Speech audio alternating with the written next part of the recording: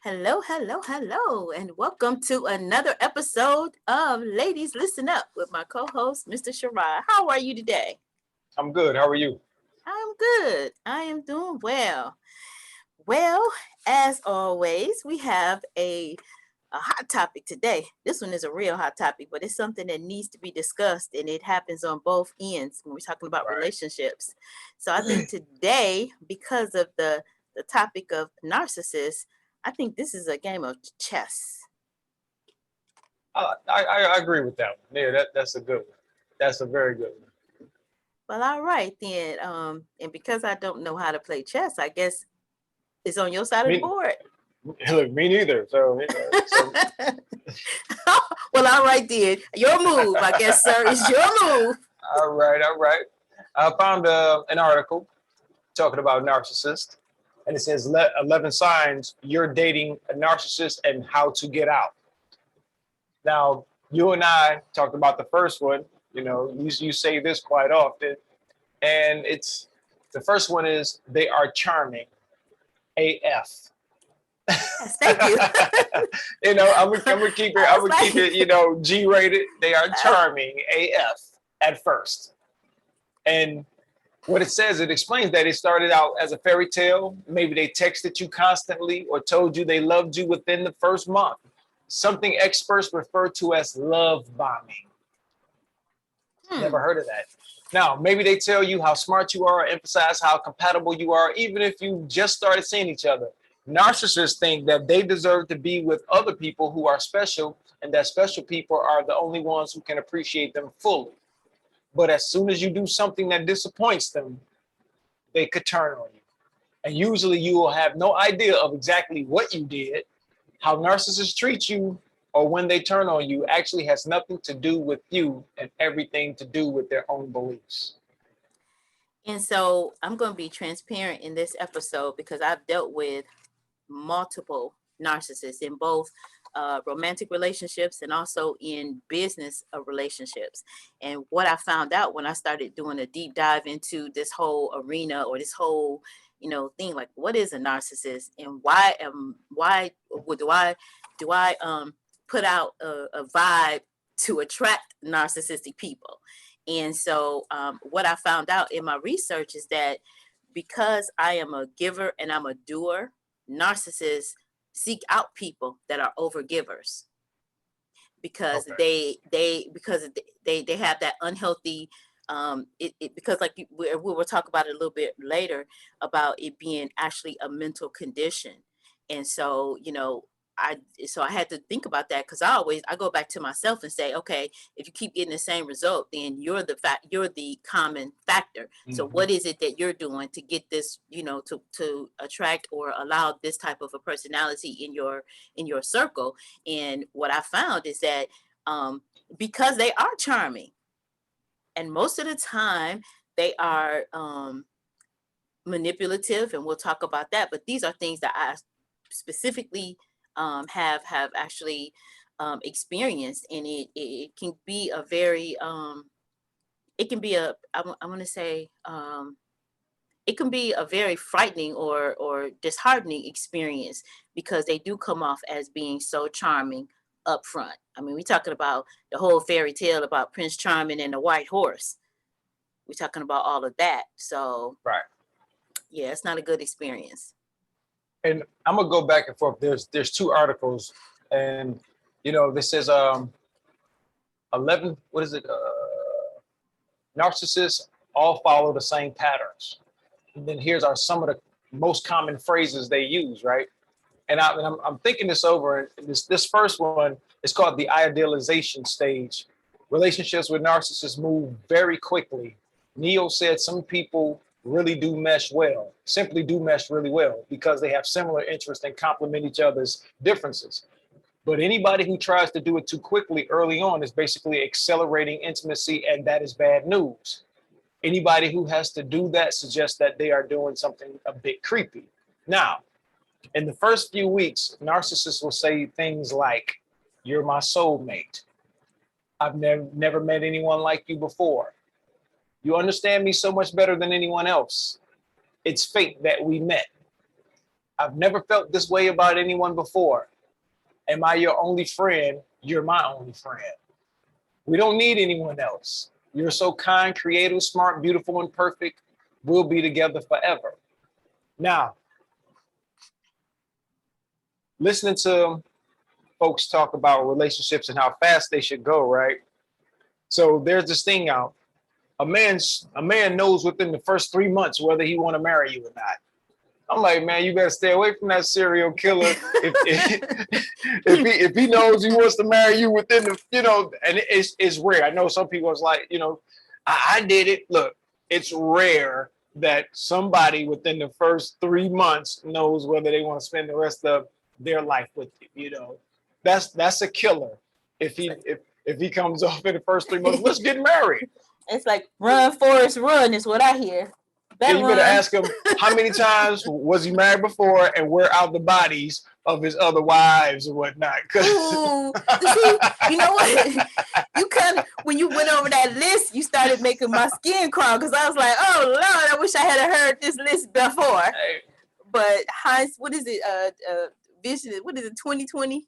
Oh, hindsight is 2020. Hindsight is 2020, right? Yeah. And everything is a lesson or a blessing. So these are the lessons, and some of these lessons are hard knocks and bruises. Because think about it, women being nurturers and more emotional, and coming across somebody that is telling you these things and showing you these things, and then, literally, it changes. And if you do something that person, and it may not even be something that you're aware of. It's just you expressing yourself and expressing that you're not, that this is not what you want to do or something. That's simple. And when I say it will change on you, and you are like, they'll leave the room spinning, and they will stay in that mode because they feel like now, because with a narcissist, they feel like you're an object to serve them. Right. I'm not going to jump through the list, but go ahead.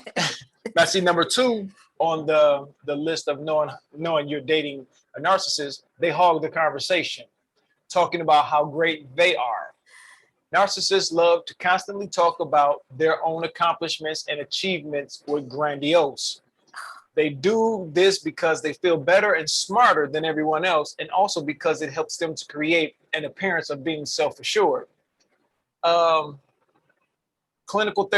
Psychologist Dr. Angela Grace adds that narcissists will often exaggerate their accomplishments and embellish their talents in these stories in order to gain adoration from others. They're also too busy talking about themselves to listen to you. The warning is 2-part here. First, your partner won't stop talking about themselves.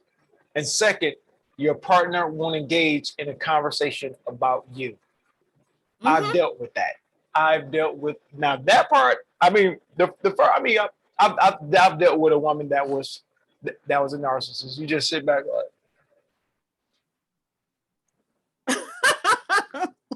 it's like jump rope. You know how you in jump rope, you waiting to jump in while they talking. It's like, double dutch.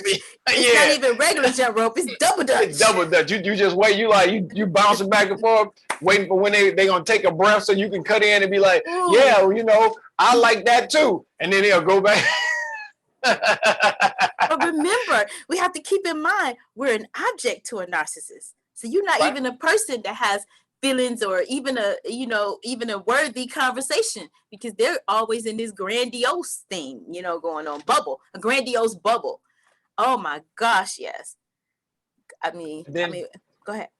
And then they got the other article, number 2, is the devaluation stage. Now, I told you this is narcissists all follow the same patterns, and these are the common phrases that they use. And in the devaluation stage, once the narcissist has hooked their victim, they start showing their true self. This is where the insults and put downs start slipping into what they say. They suddenly criticize things about their partner that they once seemed to love. Everything they say is part of their scheme to shatter their partner's confidence. But all the nastiness is intertwined with some affection, because the narcissist knows they have to keep up the illusion that the relationship is worth saving. By pretending they can still be loving, the narcissist makes their victims believe the insults are their own fault.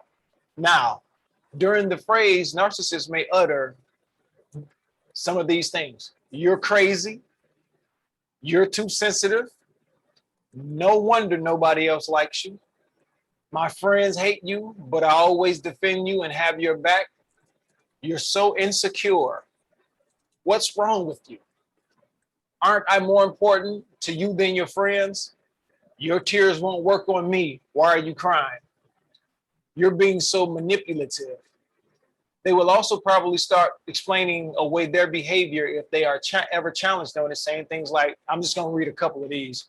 I'm like this because my parents were so mean to me.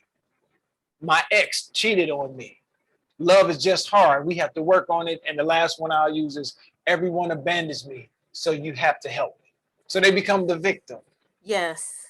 Oh my gosh, I'm trying to keep my face straight today because I'm telling you on the other side of it. And that's why it's so important to know whom you're connecting yourself to and to not jump into things. Like you said, that instant is not always best. I mean, it takes Right. time, and people aren't really willing, or really, you know, I'm not even gonna say willing, because in my case, it wasn't that I wasn't willing. It's some of these things are actually, you have to be taught some of this stuff. You know, like you have to be taught to how to evaluate. You know, I mean, you may have that instinct inside of you, but oftentimes we excuse it away, especially if somebody's standing there charming that has all of the qualities and characteristics, or no, I should say not have them, but it displays them, or, you know, and then also sometimes a narcissist will study you to see what it is, especially if you're somewhere, you know, like on YouTube or in the public, or even if you're in a business relationship with them, they'll study you and see what it is that you like and give you that what you like to hook you. And then once they hook you, then all of these other things start to happen, especially if you have your own voice and your own opinion. You know, I once was told that my problem is that I'm a thinker. Well, it has been going around, and you know that free thinkers, it's called ODD, I believe it is. Free thinkers are, oh man, it's like a mental disorder now. I'll pull it up for you. Okay. And the funny thing is, you know, now I don't want to jump off the topic, but the funny thing is that they also, I saw somebody took a picture of a church. You know how the church have the little billboard outside the church? It says, free thinkers are the devil playground, or something like that. Are you serious? Like, I this is the first I've heard. Now that I can find for you. Oh my God. See, and that's another reason why we must think for ourselves. You have to think for yourselves, because when something does not make sense, it doesn't make sense. And so when you are dealing with a narcissist, they will go into this manipulation and devaluing you. And sometimes it'll be sprinkled with some truth, or maybe something that you disclosed to them that you were insecure about.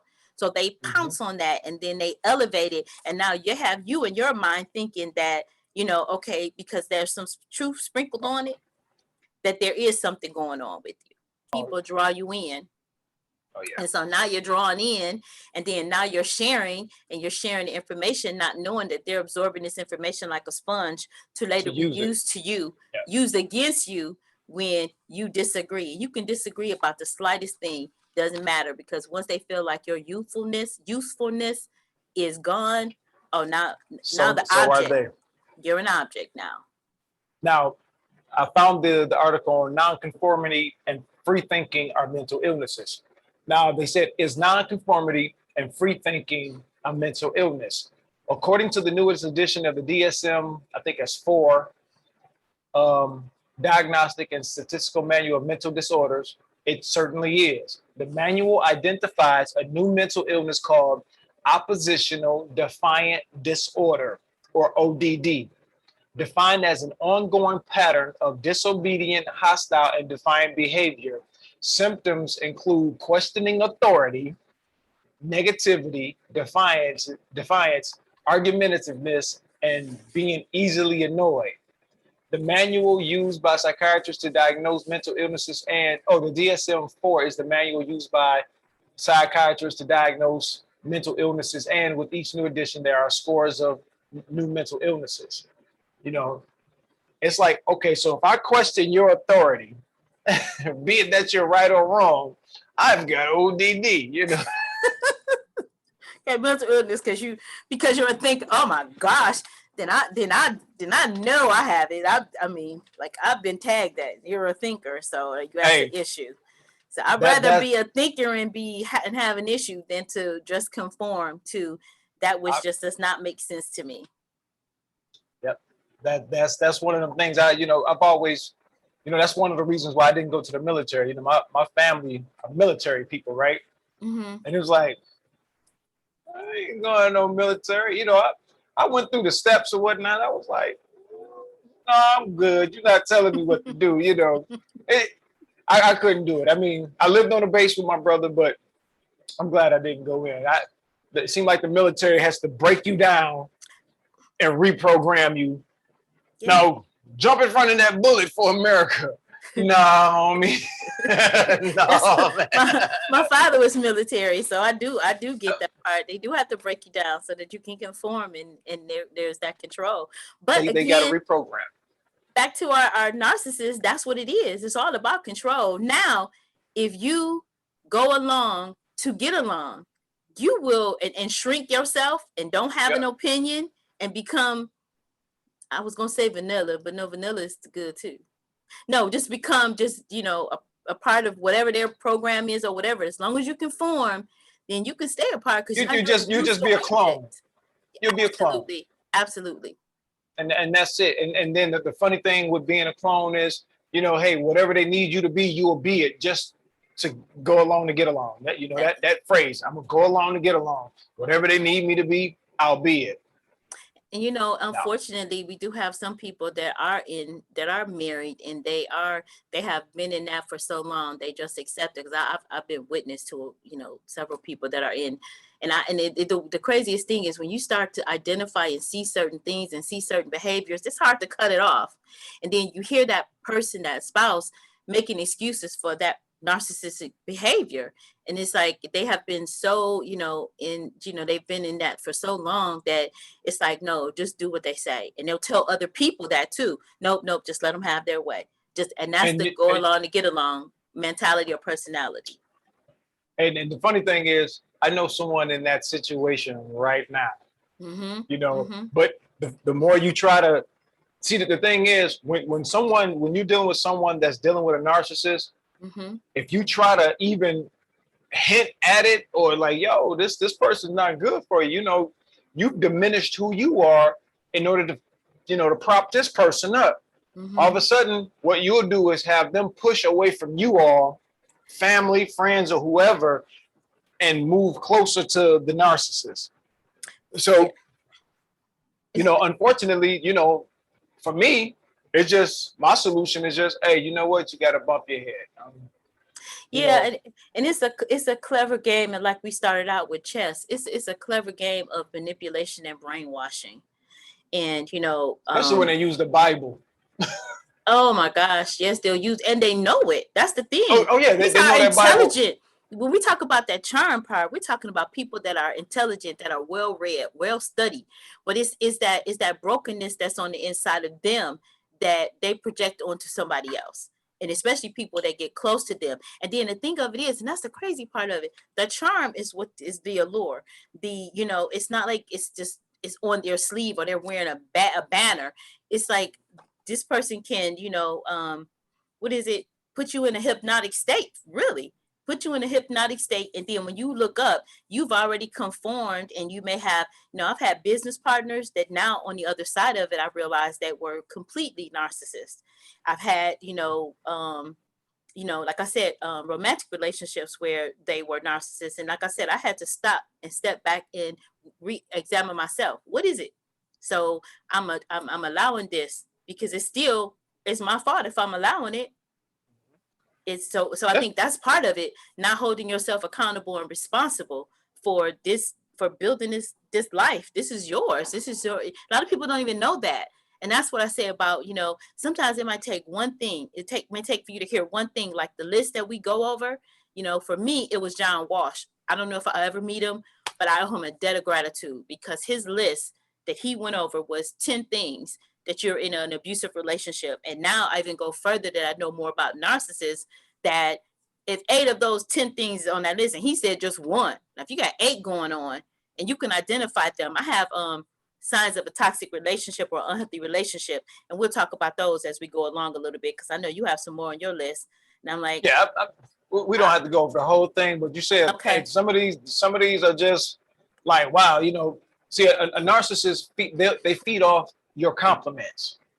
yes. So narcissists may seem like they're super self-confident, but according to Wob, most people with NPD actually lack self-esteem. Absolutely. They need a lot of praise, and if you're not giving it to them, they'll fish for it. That's why they're constantly looking at you to tell them how great they are. Narcissists use other people. Narcissists who are typically highly empathic to supply. Okay, people who are typically highly empathic to supply their sense of self-worth and make them feel powerful. But because of their low self-esteem, their egos can be slighted very easily, which increases their need for compliments. Now, Absolutely. people reading tip. Folks who are actually self-confident won't solely rely on you or anyone else to feel good about themselves. The main difference between folks who are confident and those with NPD is that a narcissist need others to lift them up and lift themselves up only by putting others down. 2 things people with high self-confidence do not do. So narcissists punish everyone around them for their lack of self-confidence. That's it, very true. And something that you just said about being an empath. And, like I said, I hope these podcasts are helping other people, because they certainly are helping me to pull out some things when I go do my research and we have these discussions, because understanding what an empath is, you feel other people. So you actually are sensitive to their feelings and their emotions on a deeper level. I call it a spiritual level. And again, learning myself is how I started to understand that. Because and that's too, when you meet a narcissist, and one, they're charming, and you hit it off, or there's some chemistry or things that are happening, and then you find that they have an issue or something going on. If you're an empath, then you jump in there and you try to take care of that. So now you're an overgiver and you're a doer, and that's drawing the narcissist even closer to you. And so before you know it, you've been consumed by this person, and you look up and you really don't know them. And that's where that, we talk about signs of a toxic relationship, and being, just being aware. And when you're meeting somebody, and I say, here we go, back to the interrogation phase of talking to somebody and getting to know them, before you get in too deep, because a lot of times people feel like they vested too much of their time, energy, resources, or whatever. And so they're going to make it work. They're just going to make it happen. So the signs of a toxic or unhealthy relationship, there's one, well, we know if it becomes physically abusive, and narcissists will become physically abusive if you don't do what they want you to do. Right. All about control. They'll humiliate you, and they'll do it in front of people. It doesn't matter, because at some point when they feel like they're losing control, you can see that they're losing control. When they're I want to say, like, losing control of you mentally, then you can tell literally that they're losing control, because they come unwired. Okay. 4, they have uncontrollable jealousy, even being a partner. And if they have any type of attraction to you, even if they're married or they're in a relationship, and you haven't given them any inkling that you're interested romantically, but you're interested in a healthy partnership, they'll take it all the way to the other side, and now you become, again, their object or their property, and they'll do whatever they can to try and destroy you if you don't succumb to what they want you to do. Unpredictable, they'll have all types of unpredictable behavior. They'll put pressure on you. They'll isolate you. You'll always feel like you're walking on eggshells around them. If they've given you anything, they want their gifts back. They want them back. Okay.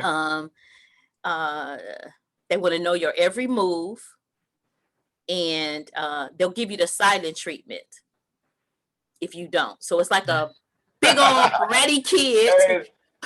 Hey, that's serious business. That was my marriage. My marriage, we would go weeks without speaking. It's like, most people say, oh, we a couple days. No, it was 1, 2, weeks. It's like it was normal to come in and just walk by one another, not even say anything. Okay, what happened to don't go to sleep before let the sun go down without getting your issues straight? How you gonna sleep with all that toxicity going on? Cause you Like this. how you sleep? One eye open.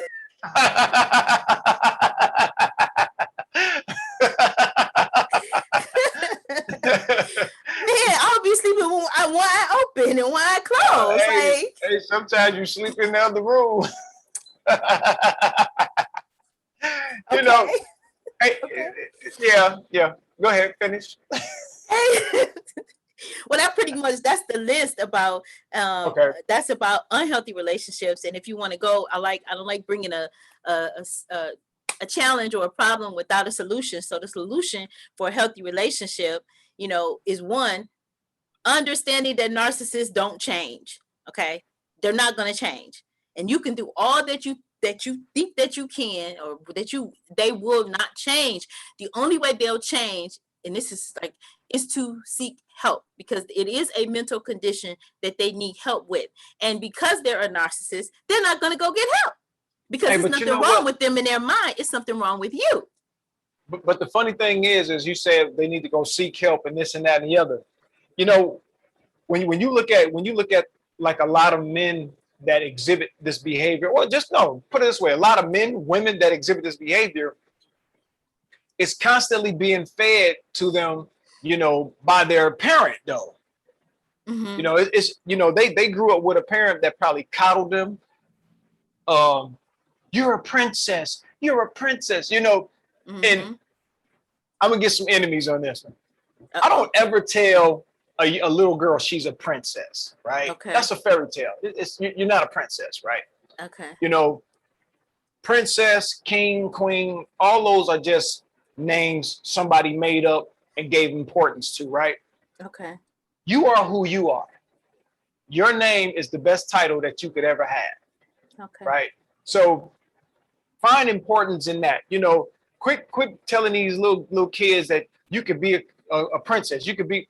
That's so not going to happen. The chances of that is not going to happen, that you're going to be some princess or some king or whatever, and they'll let these kids get away with all these things, because it's cute, the talking back to them, the temper tantrums, and then they want to seek some help with their children when they're teenagers and out of control now.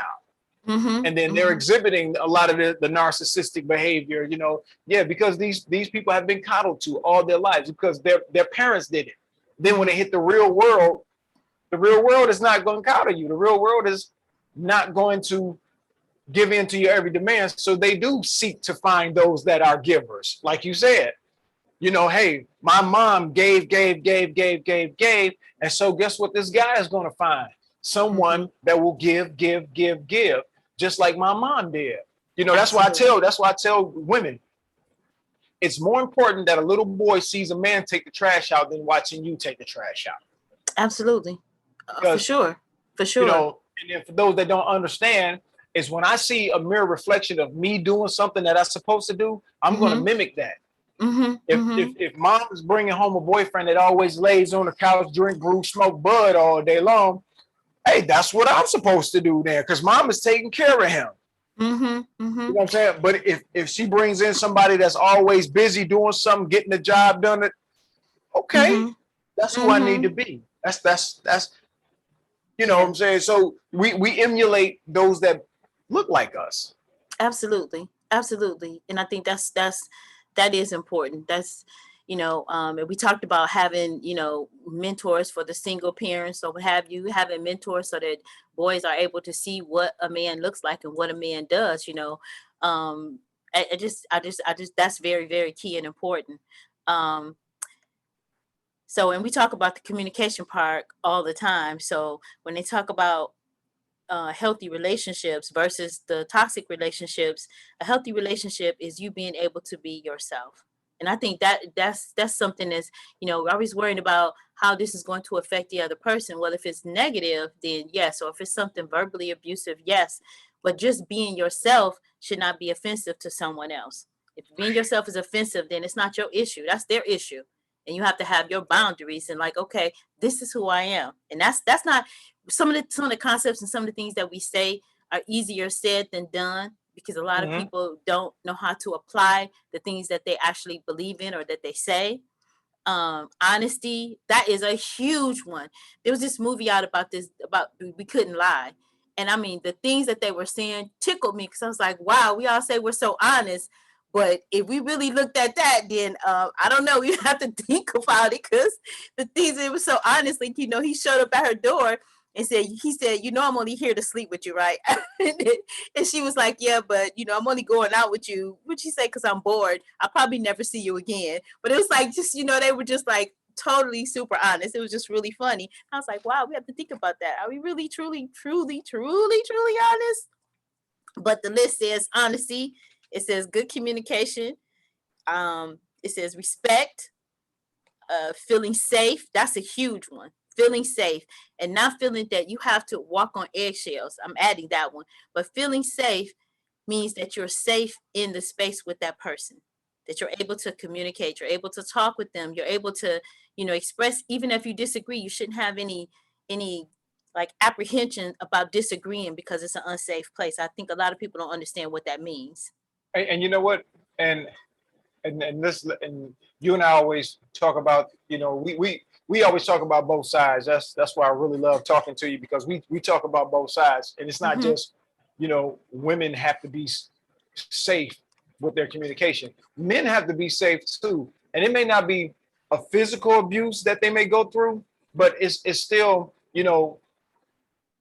I know men won't say a lot sometimes just because, man, I don't feel like hearing it. I don't want to hear it. I don't want, I'm just going to let her have her way. But that's not good, because one, when you constantly let someone have their way, then that means you're diminishing your self-importance. You're diminishing your voice. Your voice no longer matters, because if I say something to her, all of a sudden she's gonna be mad, and then I'm gonna have to hear this and this and that and the other. And when you speak to brothers, I'm gonna tell you this: the fear a lot of times is not of a woman leaving and oh, she broke up with me. Hey, when you got kids with a woman or you're married, the fear is if she gets mad and walks away and leave, my money goes too. My access to my children goes too. I lose all the things I worked hard for. So some guys will just sit there and take it. I mean, I know a dude that's suffering in silence right now. And every once in a while that I see him, when I see him, you can tell something's going on. Yeah, you can see it. Yeah. So men suffer as well. That's all. That's what I'm trying to say. No, but I'm glad you brought that point up, because one of the things that is one of my passions is to be able to help, or to be able to not. I don't know if I'm gonna be able to. I probably won't be able to work in the capacity of, but be able to one day financially support the domestic violence and support the efforts of people that are working in domestic violence. But my take on it is that just dealing with the person, or the abusive person, or the narcissistic person, just dealing with them, or even the aftermath of it in support is not just enough.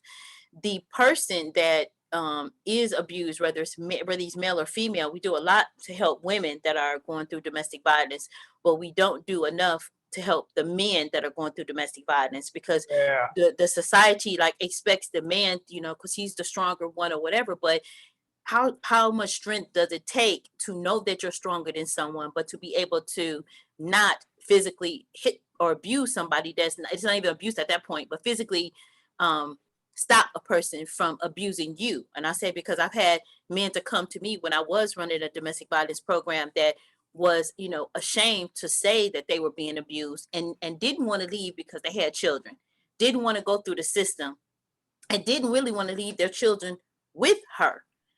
And there's a lot to be said, not just from the point of view of a woman going through. And I think a lot of people haven't even identified that the person that they're dealing with is a narcissist. So they're still trying to, okay, maybe, I mean, when you look at what's love got to do with it, if that story is true, it's said to be, but if that story is true, he has so many of the narcissistic ways, even in the gift giving after he beat the crap out of her. And sometimes people say, like, she would make excuses and say, oh, she said that I provoked him because I did not, with his music. She was like, I criticize his music and he's doing his best. Oh boy, over here, if it's true, he up here, he's snorting cocaine, he distorted, he doing all this other stuff. But it still takes that person to understand what a healthy relationship looks like. She didn't come from a healthy relationship, and I'm using that just as an example. But sometimes people don't come from understanding what a healthy relationship is, so they continue to mock that abuse and accept that as, oh, this is familiar, so it's okay. And and that's why I'm an advocate for, especially in our community, we're taught to keep things in, and we're taught to not take our business out of the house. But if your house is not a haven, for abuse, it shouldn't be a haven to mask abuse. What I've seen and experienced with men that are abused, when you look at their mother, it's the mom was abusive to them, and she's broken them.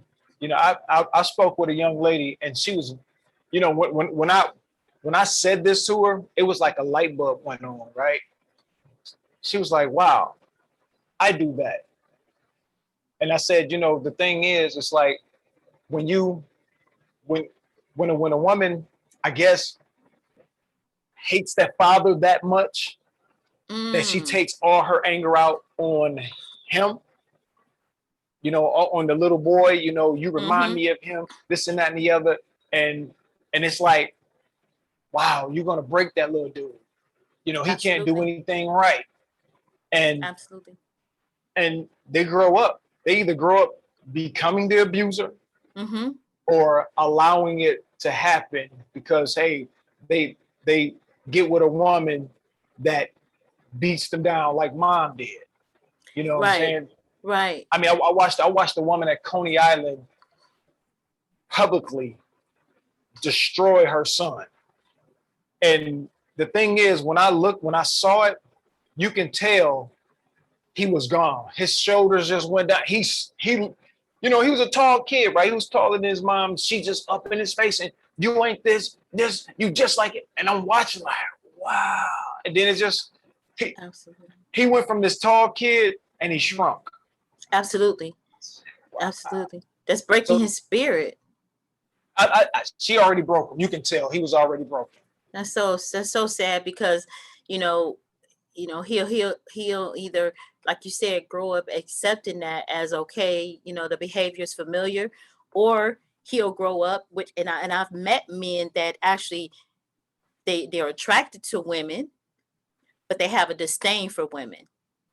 And it could have come from, the way the mom treated him or abused him or whatever. And it's so sad. This is one thing that I found is sad. And I think, again, I identify with being an empath myself because I can literally feel things that other people are going through. And because I have a compassionate heart, and I'm a fixer, so I want to fix it.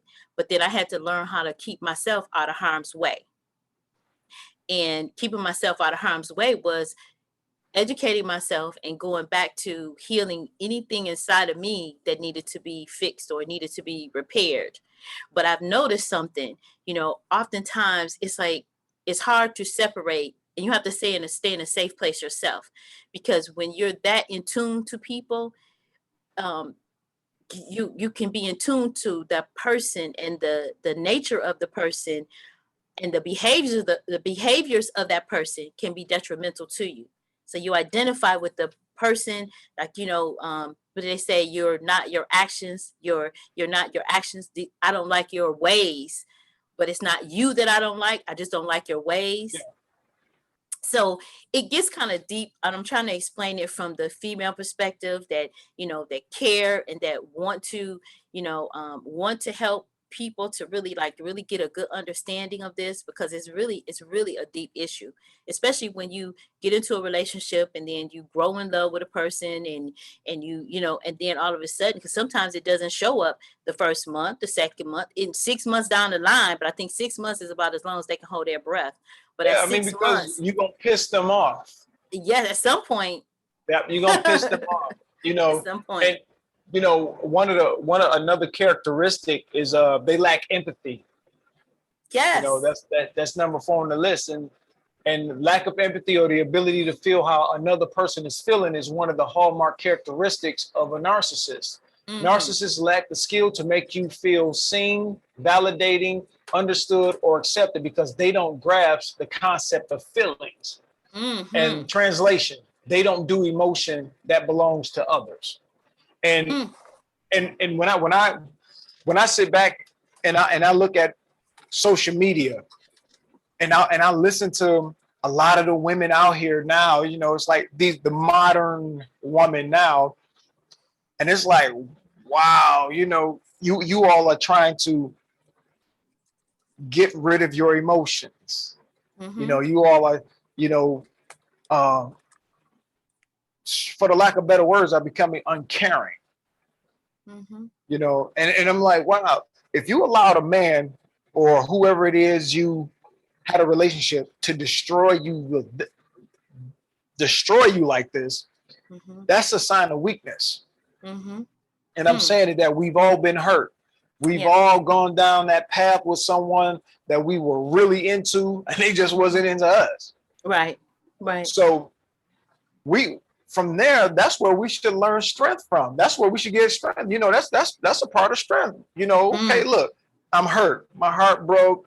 You know what? Okay. I'm still breathing. I'm still here.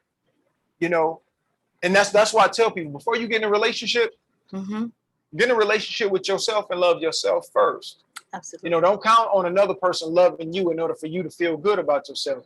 Feel good about you first, then get in a relationship. Because at least when you feel good about you, when that relationship is over, hey, you mm-hmm. still got that relationship with yourself. Absolutely. There's a meme out there that says, I don't care who messes with me, because mm-hmm. I mess with me.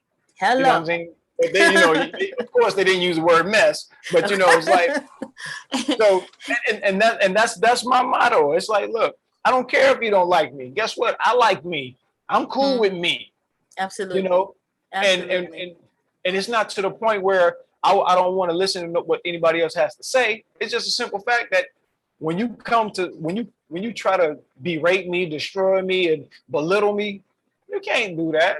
I'm good here. I'm straight. I mean, I may not have what they say. I may not be where I want to be, but I'm not where I used to be. Ooh-wee. Ooh-wee. I don't watch myself grow. So why am I going to allow you to diminish me now? And Absolutely. I'm not. And I wish women would do that. I wish women would say, you know what? I allowed this man to beat me down. See, if a woman takes that accountability for herself, once you take that accountability and place it where it's supposed to be, you just gain some strength. That's a lot of strength. Yes. So one thing is you take the blame, you put the blame where it belongs, but you don't stay there in it. You forgive yourself. See, that's what a lot of women, I'm noticing women will either deny it or mm-hmm. they'll stay to that blame game. Oh, I did this, I did. No, don't do that. Mm-hmm. Look at the role you played, mm-hmm. acknowledge it, mm-hmm. and piece it out, mm-hmm. and just move on from there. You know what I'm saying? Learn from it. It was just another lesson learned. Absolutely. And find a good restaurant and take yourself out to eat. Eat a bunch of ice cream, gain a couple pounds. Cool. Yeah. We don't want no ice cream. That's dairy. We don't want ice cream. But I get what you're saying. But man, excuse me. Our time goes by so fast. I enjoy the Yes, ma'am. conversations too, because I see the growth, and I get feedback about, some of the things that we talk about is from a different perspective. And I just think if people are, if they open up their minds and just open, here, they can say, wait a minute, you know what? You don't use your own frame of reference as all of your only reference tool, because I mean, you can't grow. So Right. yeah, you can't grow. So I do want to put a plug in, y'all, and he don't know that I'm going to do this, but I want to put a plug in for Mr. Sherrod. I got my smoothie cup. Look at that. Isn't that beautiful, y'all? It's a beautiful. I have it on my desk. So it's the first thing that I see when I come in the morning. So this is the work. And he does absolutely fantastic work. So yeah, it's smoothie time, y'all. But we're gonna come and get some more stuff from Mr. Sherrod, because he does excellent work, phenomenal customer service, customer care. Y'all, I had to keep coming Thank back you. and piecing up some more stuff, and he was able to do it just like that. So you all, I'm gonna put his information down in the description box. We have some awesome things that are coming up that we're going to invite you all to. The book signing is Saturday the 10th, and we're going to put the information so that you all can join virtually, because we will be streaming it on our Facebook business page.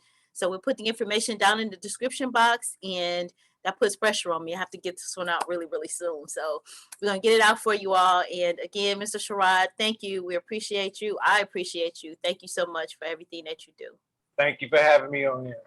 Absolutely. Well, you all know what time it is. Don't forget, like, share, and subscribe. Share this information with somebody else. Don't keep it to yourself.